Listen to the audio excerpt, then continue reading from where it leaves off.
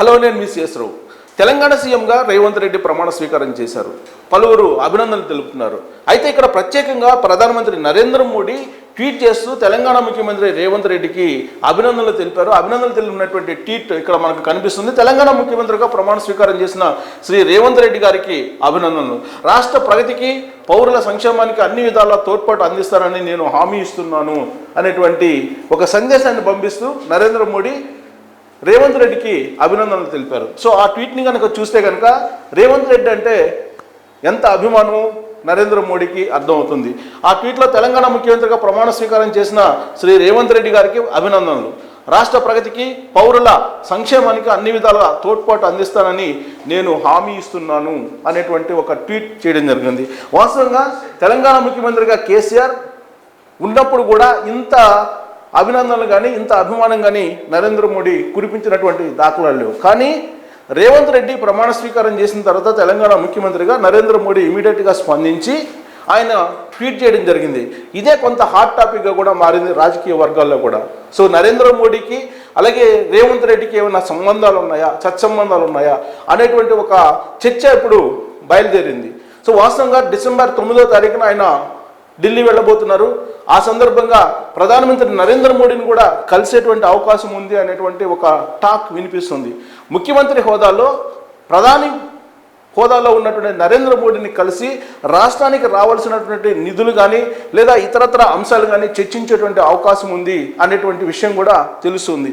ఇదంతా ఒక ఎత్తు అయితే, సాధారణంగా అఫీషియల్గా అటు రాష్ట్ర ప్రభుత్వానికి ఇటు కేంద్ర ప్రభుత్వానికి మధ్య ఖచ్చితంగా సత్సంబంధాలు ఉండాల్సిందే. పైగా రాష్ట్ర ప్రభుత్వానికి కేంద్రం నుంచి సహకారం కూడా ఉండాల్సిందే.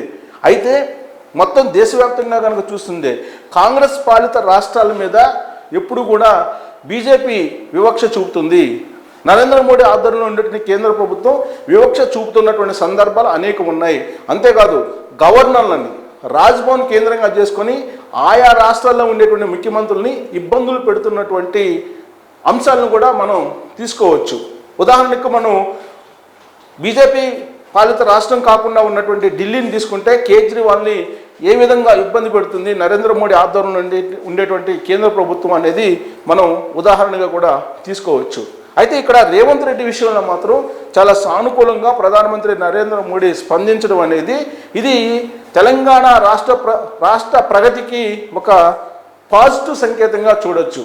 అయితే ఇందుకు నరేంద్ర మోడీ ప్రచార సభల్లో కూడా ఎక్కడ కూడా పిసిసి అధ్యక్షుడు రేవంత్ రెడ్డి గురించి ఎక్కడ విమర్శలు చేయలేదు. అలాగే బీజేపీకి సంబంధించినటువంటి నేతలు ఎవరు కూడా పిసిసి అధ్యక్షుడు రేవంత్ రెడ్డి మీద ఎలాంటి కామెంట్స్ కూడా చేయలేదు. కేవలం రాష్ట్రంలో ఉన్నటువంటి బీజేపీ నేతలు మినహా కేంద్రం నుంచి వచ్చిన, ఢిల్లీ నుంచి వచ్చినటువంటి బీజేపీ అగ్రనేతలు ఎవరు కూడా ఎన్నికల ప్రచారంలో రేవంత్ రెడ్డి పిసిసి అధ్యక్షుడి హోదాలో ఆయన గురించి ఎక్కడ కూడా విమర్శించలేదు. అయితే ఓటుకు నోటు కేసుకు సంబంధించినటువంటి అంశాన్ని రాష్ట్రంలో ఉండేటువంటి బీజేపీ నేతలు మాత్రమే ప్రస్తావించారు. కానీ కేంద్రంలో ఉన్నటువంటి బీజేపీ నేతలు మాత్రం ఎక్కడ కూడా ప్రస్తావించలేదు. కేవలం కేసీఆర్నే టార్గెట్గా చేసుకుని మాట్లాడారు మినహా ఎక్కడ కూడా రేవంత్ రెడ్డి గురించి మాట్లాడలేదు. ఇక్కడే కరెక్ట్గా రాజకీయ వర్గాల్లో చర్చ జరుగుతుంది. ఏంటంటే రేవంత్ రెడ్డి యొక్క నేపథ్యం తీసుకుంటే కనుక బీజేపీ భావజాలం ఉంది అనేటువంటి విషయాన్ని ఇప్పుడు బీజేపీ వాళ్ళు భావిస్తున్నారు. కాంగ్రెస్ పార్టీలో ఉండేటువంటి వాళ్ళు కూడా కాంగ్రెస్ భావజాలం వేరు, బీజేపీ భావజాలం వేరు, ఆర్ఎస్ఎస్ భావజాలం తోటి కూడుకున్నటువంటి రేవంత్ రెడ్డి అనేది కాంగ్రెస్ పార్టీలో ఉండేటువంటి వాళ్ళు కూడా చర్చించుకుంటూ ఉంటారు. అయితే రేవంత్ రెడ్డి ఆర్ఎస్ఎస్లో పనిచేసి ఆ తర్వాత ఏబీవీపీలో కూడా కొన్ని సంవత్సరాల పాటు పనిచేశారు. సో విద్యార్థి సంఘం అది బీజేపీకి అనుబంధంగా ఉంటుంది. అఫీషియల్గా కాకపోయినా అన్అఫీషియల్గా ఏబీవీపీ విద్యార్థి సంఘం అది బీజేపీకి అనుబంధంగా ఉంటుందని అందరికీ తెలుసు. అలాగే ఆర్ఎస్ఎస్ కూడా బీజేపీకి అనుబంధం అయినటువంటి ఒక సంఘంగా అన్అఫీషియల్గా అందరూ అంటుంటారు. బట్ అఫీషియల్గా వాళ్ళు ఒప్పుకోకపోవచ్చు, ఆర్ఎస్ఎస్ కానీ అలాగే ఏబీపీ కానీ బీజేపీ తోటి సానుభూతి ప్రదర్శిస్తూ ఉంటాయి ఆ రెండు సంస్థలు కూడా. సో ఆ రెండు సంస్థల్లో పనిచేసినటువంటి రేవంత్ రెడ్డి పుష్కలంగా బీజేపీ భావజాలం ఉంది. అందుకే ఇప్పుడు నరేంద్ర మోడీ కూడా రేవంత్ రెడ్డిని అభినందిస్తూ రేవంత్ రెడ్డి పట్ల సానుకూలత వ్యక్తం చేస్తూ అన్ని రకాలుగా సహాయ సహకారాలు అందిస్తానని చెప్పి ట్వీట్ చేశారనేది ఇప్పుడు రాజకీయ వర్గాల్లో వినిపిస్తున్నటువంటి మాట.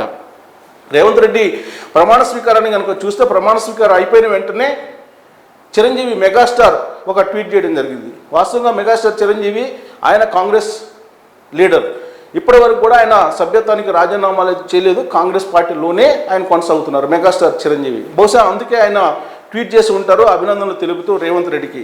టాలీవుడ్లో ఉండేటువంటి అగ్ర హీరోలు హాజరవుతారు అని చెప్పి భావించారు చాలామంది రేవంత్ రెడ్డి ప్రమాణ స్వీకారానికి. కానీ ఎక్కడ కూడా టాలీవుడ్కి సంబంధించినటువంటి ప్రముఖులు ఎవరు కూడా ఆ వేదిక మీద కనిపించలేదు.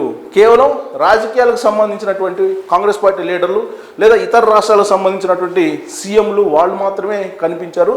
ఆ సీఎంలు కూడా కేవలం కర్ణాటక సీఎంగా ఉన్నటువంటి కాంగ్రెస్ పార్టీకి సంబంధించినటువంటి సిద్ధరామయ్య తప్ప, మిగిలినటువంటి వాళ్ళు హిమాచల్ ప్రదేశ్ సంబంధించిన సీఎం వీళ్ళు తప్ప మిగిలినటువంటి రాష్ట్రాల్లో ఉండేటువంటి ఇతర పార్టీల సీఎంలు ఎవరు కనిపించలేదు. స్టాలిన్ వస్తారనుకున్నారు, స్టాలిన్ కూడా రాలేదు.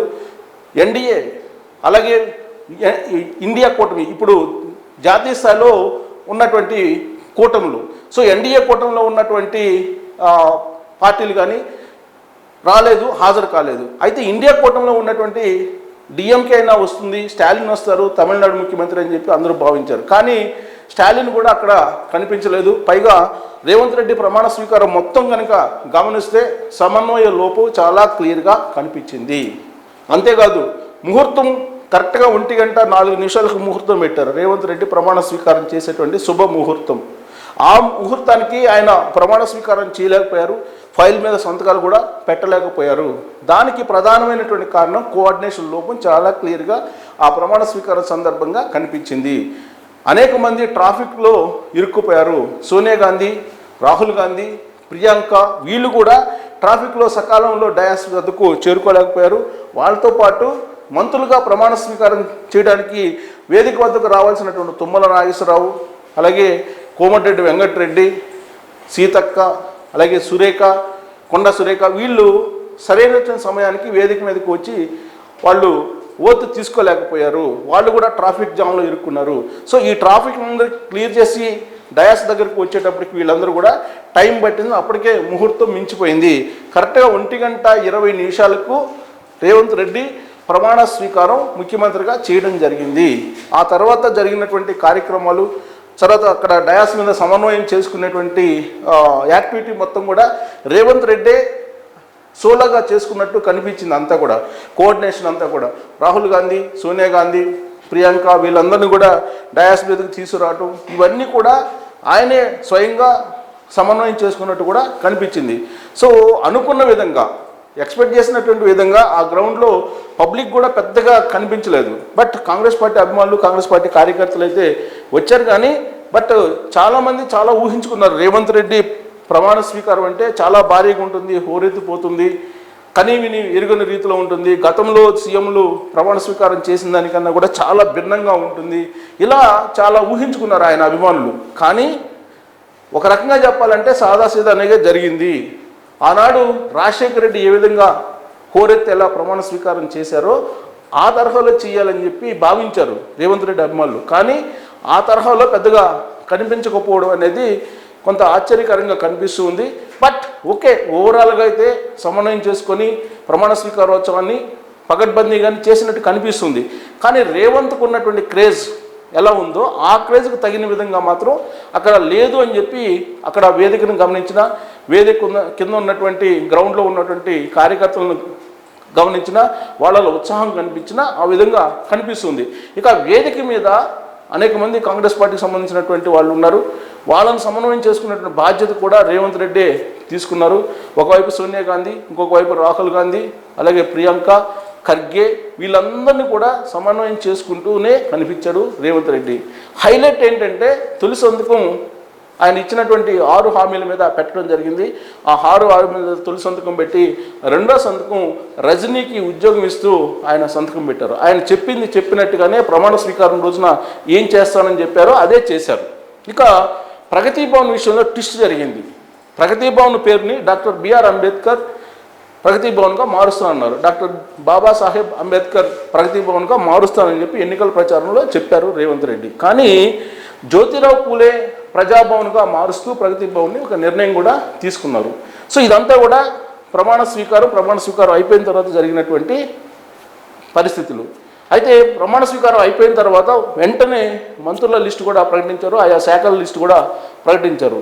రేవంత్ రెడ్డికి ఇష్టం ఉండి ఆ మంత్రిత్వ శాఖలను ప్రకటించారా ఏఐసిసి, లేదంటే టోటల్గా ఏఐసీసీ హ్యాండ్ ఓవర్ చేసుకుని మంత్రివర్గాన్ని ప్రకటించారంటే ఖచ్చితంగా ఆ మంత్రివర్గాన్ని చూస్తే, ఆ మంత్రివర్గం కేటాయింపులు కనుక చూస్తే ఏఐసీసీ ఖచ్చితంగా ఈ మంత్రిత్వ శాఖలను పంపిణీ చేసిందని చెప్పి మనం అర్థం చేసుకోవచ్చు. ఎందుకంటే హోంశాఖను ఎక్స్పెక్ట్ చేశారు సీతక్క, కానీ ఆమెకు గిరిజన సంక్షేమ శాఖ ఇవ్వడం జరిగింది. హోంశాఖను ఉత్తమ్ కుమార్ రెడ్డికి ఇవ్వడం జరిగింది. ఆయన ముఖ్యమంత్రి కావాల్సినటువంటి ఎమ్మెల్యే, ఆయన ముఖ్యమంత్రి కావాల్సినటువంటి స్థానంలో ఉండాల్సినటువంటి ఉత్తమ్ కుమార్ రెడ్డి ఇప్పుడు హోంశాఖ బాధ్యతలను తీసుకున్నారు. అంటే హోంశాఖ చాలా కీలకం, దాన్ని ఉత్తమ్ కుమార్ రెడ్డికి అప్పచెప్పారు. రేవంత్ రెడ్డి వర్సెస్ ఉత్తమ్ కుమార్ రెడ్డి, రేవంత్ రెడ్డి వర్సెస్ బట్టి, రేవంత్ రెడ్డి వర్సెస్ కోమటిరెడ్డి ఇలా నడిచింది.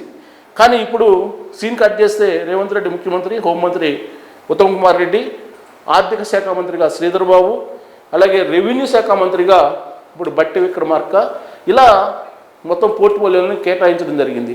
రేవంత్ రెడ్డి మార్కు ఈ శాఖల కేటాయింపులో ఎక్కడా కూడా కనిపించలేదని చెప్పి మనం చెప్పుకోవచ్చు. అలాగే మంత్రిత్వ శాఖలు ఎంపిక నుంచి మంత్రుల ఎంపిక వరకు కూడా ఏఐసీసీ చాలా జాగ్రత్తలు తీసుకొని ఈ మొత్తం ఎంపిక చేసినట్టు కూడా తెలుస్తుంది. ప్రజాదర్బార్ను ఏర్పాటు చేస్తున్న శుక్రవారం రోజు అని చెప్పి చెప్తూ ఉన్నారు ప్రగతి భవన్ దగ్గర.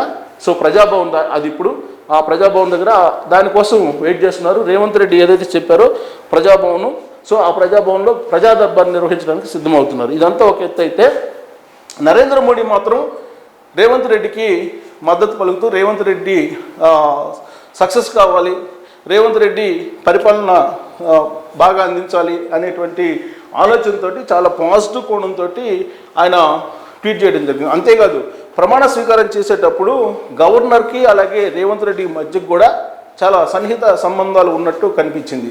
రేవంత్ రెడ్డిని ప్రమాణ స్వీకారం చేసేటువంటి సమయంలో ఆమె బీజేపీ నియమించినటువంటి గవర్నర్గా, అలాగే రేవంత్ రెడ్డి ఏమో కాంగ్రెస్ పార్టీకి సంబంధించినటువంటి ముఖ్యమంత్రిగా, ఇలాంటి ఏమీ కనిపించలేదు అక్కడ. సో ఒకే పార్టీకి సంబంధించిన గవర్నర్, ఒకే పార్టీకి సంబంధించిన ముఖ్యమంత్రి అన్నట్టుగానే జరిగిపోయింది. వాస్తవంగా ముఖ్యమంత్రిగా కేసీఆర్ ఉన్నప్పుడు తమిళసైకి అలాగే కేసీఆర్కి చాలా గ్యాప్ ఉండేది.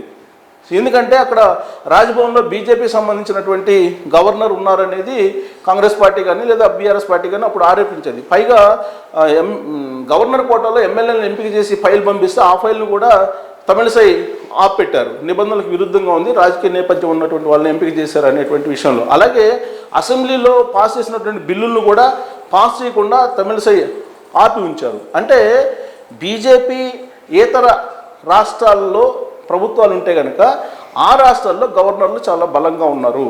రాజ్భవన్ కేంద్రంగా చేసుకుని బీజేపీ రాజకీయాలు నడుపుతుంది. కానీ ఇక్కడ కాంగ్రెస్ పార్టీకి సంబంధించినటువంటి రేవంత్ రెడ్డి ముఖ్యమంత్రిగా ప్రమాణ స్వీకారం చేసినప్పటికీ అది బీజేపీకి సంబంధించినటువంటి వాళ్ళు కూడా సహకరించినట్టు కూడా కనిపిస్తుంది ఆ వేదికను గమనిస్తే కనుక. సో ఇక్కడ మనం ట్వీట్ని కనుక చూస్తే నరేంద్ర మోడీకి రేవంత్ రెడ్డి మీద ఎంత అభిమానం ఉంది, ఆయనంటే ఎంత ఇష్టం ఉందో అర్థమవుతుంది. తెలంగాణ ముఖ్యమంత్రిగా ప్రమాణ స్వీకారం చేసిన శ్రీ రేవంత్ రెడ్డి గారికి అభినందనలు. రాష్ట్ర ప్రగతికి, పౌరుల సంక్షేమానికి అన్ని విధాల తోడ్పాటు అందిస్తానని నేను హామీ ఇస్తున్నాను అని చెప్పి ఆయన రేవంత్ రెడ్డికి ఒక హామీ ఇవ్వడం జరిగింది. సో ఇక్కడ ఈ పాయింట్ దగ్గర, ఈ ట్వీట్ దగ్గర రకరకాల రాజకీయ ఈక్వేషన్స్ వినిపిస్తున్నాయి. సో రాబోయేటువంటి రోజుల్లో బీజేపీ తెలంగాణలో అధికారంలో రావాలని భావిస్తున్నటువంటి తరుణంలో రేవంత్ రెడ్డికి అభినందనలు తెలుపుతూ నరేంద్ర మోడీ చెప్పడం, ప్లస్ పూర్తిగా సంపూర్ణమైనటువంటి సహకారం అందిస్తాను రాష్ట్ర ప్రగతికి, సంక్షేమానికి అని చెప్పి ఆయన చెప్పడం అనేది రాబోయేటువంటి రోజుల్లో రాజకీయ పరిణామాలను ఏమన్నా మార్చేటువంటి అవకాశం ఉందా అనేటువంటి కోణం నుంచి ఈ ట్వీట్ని చూస్తున్నటువంటి రాజకీయవేత్తలు, రాజకీయ విశ్లేషకులు కూడా లేకపోలేదు. సో రాబోయేటువంటి రోజుల్లో నరేంద్ర మోడీ ట్వీట్ ఏ విధంగా టర్న్ చేయబోతుంది తెలంగాణ రాజకీయాల్ని అనేది మనం చూడాల్సి ఉంది. సో రేవంత్ రెడ్డి తాను అనుకున్నటువంటి లక్ష్యాన్ని అయితే ముద్దాడారు. కాకపోతే రాబోయేటువంటి రోజుల్లో కాంగ్రెస్ పార్టీకి విజయునిగా ఉండరా అనే దాని మీద ఏఐసీసీకి కూడా సందేహం ఉంది. అలాగే కాంగ్రెస్ పార్టీ సీనియర్లు కూడా అనేక సందర్భాల్లో కంప్లైంట్ చేశారు రేవంత్ రెడ్డి గురించి. సో ఇప్పుడు నరేంద్ర మోడీ ట్వీట్ చూసిన తర్వాత రాబోయేటువంటి రాజకీయ పరిణామాలు మరోలాగా ఉండే అవకాశం ఉందని చెప్పి భావిస్తున్నటువంటి వాళ్ళు ఇప్పుడు పెరుగుతూ ఉన్నటువంటి పరిస్థితి, విశ్లేషిస్తున్నటువంటి పరిస్థితి కూడా. సో ఇదంతా కేవలం ఫెడరల్ సిస్టంలో రాష్ట్ర ప్రభుత్వానికి కేంద్ర ప్రభుత్వం సహకారం అందించాలి అనేటువంటి కోణంలోనే ఆ ట్వీట్ కనిపిస్తుందా, లేదంటే రాజకీయ కోణం దీంట్లో దాగి ఉందా అనే దాని మీద మాత్రం ఖచ్చితంగా చర్చ జరుగుతోంది. ఫెడరల్ సిస్టంలో రాష్ట్ర ప్రభుత్వం, కేంద్ర ప్రభుత్వాలు కలిసి పనిచేయాలి. కలిసి విధులు, నిధులు కానీ వీటన్నిటిని కూడా షేర్ చేసుకోవాలి. గౌరవం కూడా ఇచ్చిపుచ్చుకోవాలి. కానీ అలాంటి పరిస్థితి చాలా రాష్ట్రాల్లో లేదు.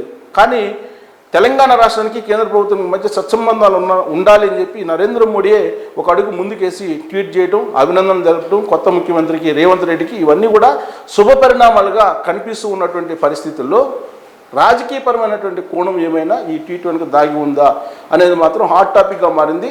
సో మీరు కూడా రాజకీయ కోణం నుంచి ఈ ట్వీట్ కనిపిస్తుందా, లేదంటే కేవలం అది ఫెడరల్ సిస్టంలో ప్రధానమంత్రి హోదాలో అభినందనలు తెలపాలి కాబట్టి తెలిపినట్టు ఉందా అనే దాని మీద మీ అభిప్రాయాలు తెలియజేయచ్చు. Thank you very much.